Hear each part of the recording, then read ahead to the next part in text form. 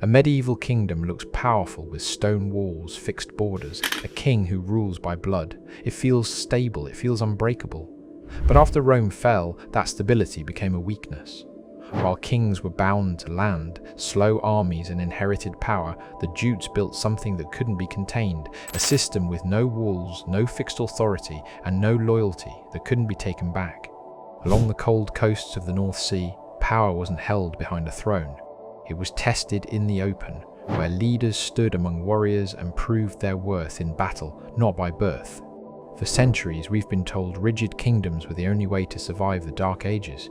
But in a world defined by chaos, the system built to control it wasn't the one that endured. So let's look at why the Germanic Jute assembly worked better than medieval kingdoms. The world after Rome fell. It is the 5th century AD, and the Roman Empire in the west has shattered. Decaying ruins of once great basilicas dot the landscapes of Gaul and Britannia. The legions that once guaranteed safety are gone, their watchtowers empty, their stone roads cracking beneath the advancing forests.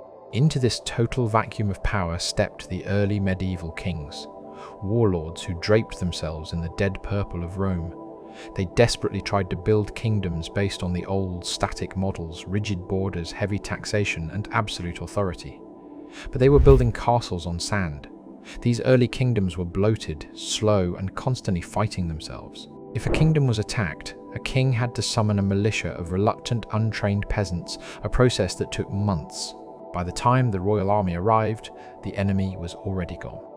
Up in the unforgiving cold of the Jutland Peninsula, a different kind of machine was waking up, one that didn't care about borders.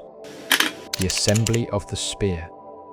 And this is where everything changes. Inside the suffocating heat of a Jutish timber hall, the air is thick with the smell of roasted meat, wet wool and wood smoke. At the center of the room stands a chieftain, but he has no crown. He sits on no throne. He is standing shoulder to shoulder with his men, waiting for their approval. This was the Germanic assembly, the thing. The Jutes did not bow to the absolute dictation of a divinely appointed monarch. They operated as a highly lethal, deeply democratic syndicate of warbands. In this room, every free man who can carry a spear has a voice. If the chieftain proposes a foolish raid, the warriors don't lower their heads in silent obedience. They clash their weapons against their wooden shields, a deafening roar of disapproval. This wasn't anarchy. It was brutal, hyper-accountability. Medieval kings inherited power, leaving thrones to child kings or madmen. But the Jutish system had a lethal quality control. If you were weak, you were replaced, instantly.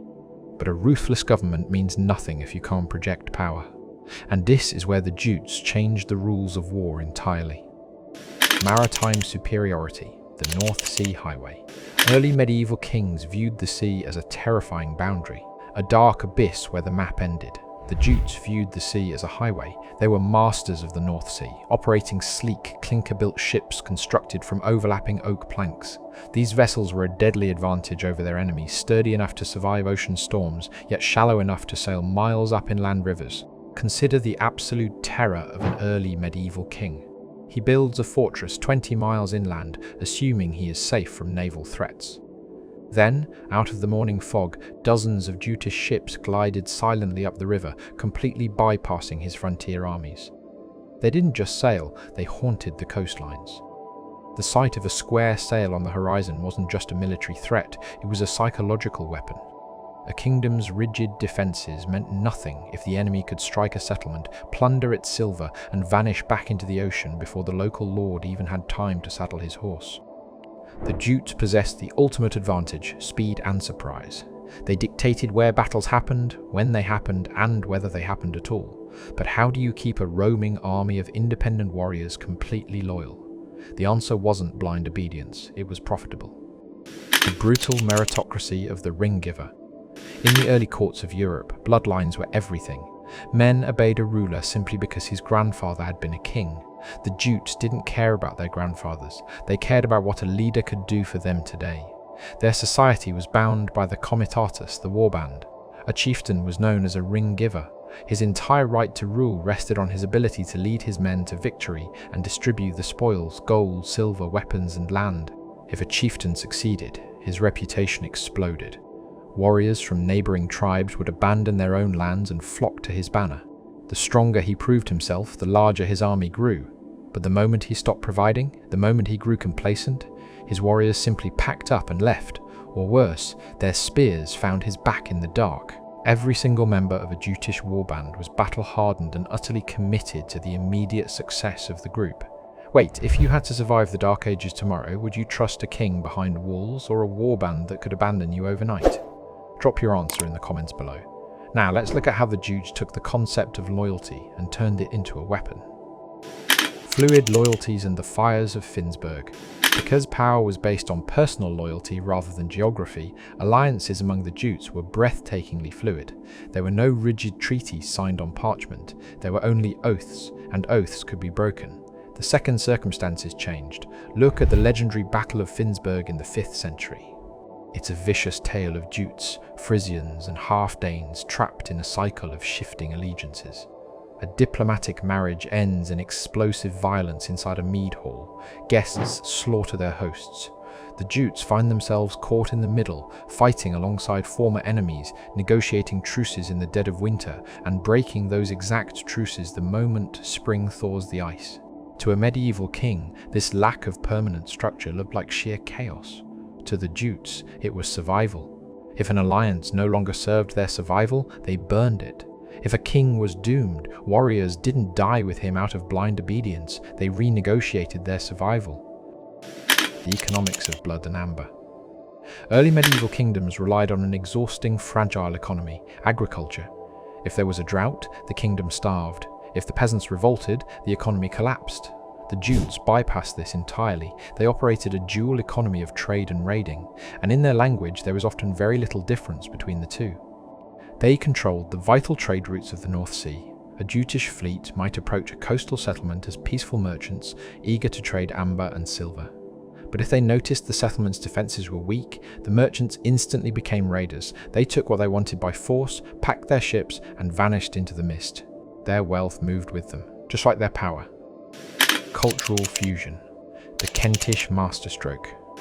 But the true genius of the Jutes wasn't just destruction, it was assimilation. When the Jutes arrived in Britannia to settle the Kingdom of Kent, they didn't just burn everything to the ground. They were smarter than that. They looked at the remnants of Roman infrastructure, the roads, the ruined forts, the surviving local networks, and they hijacked them. They seamlessly blended their fiercely independent warrior culture with the administrative ghosts of Rome. They established laws, minted coins, and dominated trade. They were chameleons. They could fight like barbarians when necessary, and govern like statesmen when profitable. Why the kingdoms struggled. Now look back at the early medieval kingdoms in Francia or Visigothic Spain. They were paralyzed by their own structure. They had borders they couldn't defend. They had rigid social hierarchies that stifled innovation and kept incompetent men in power simply because of their last name. While kings waited weeks for messengers to deliver panicked letters from a burning frontier, the Jutes were already gone. A medieval king had to navigate the treacherous politics of dukes and barons, constantly begging for troops just to hold his own land. Their crowns were heavy, their courts were nests of vipers, and their armies were too slow to stop the bleeding. They spent all their energy trying to maintain the illusion of an empire that was already dead. Why the Jutes won? History is written by the men hiding behind stone walls. Because of that, we call the rigid, bloated medieval kingdoms civilization and the Jutish warbands primitive. But when the world breaks, massive structures are always the first to die. The Jutes didn't try to build walls against the chaos of the Dark Ages, they weaponized it. They decentralized power. They chose lethal competence over royal bloodlines and ships over stone. They understood a brutal truth that medieval kings would spend centuries dying in the mud to learn. In the end, the kings built walls to survive the chaos. The Jutes survived because they became it.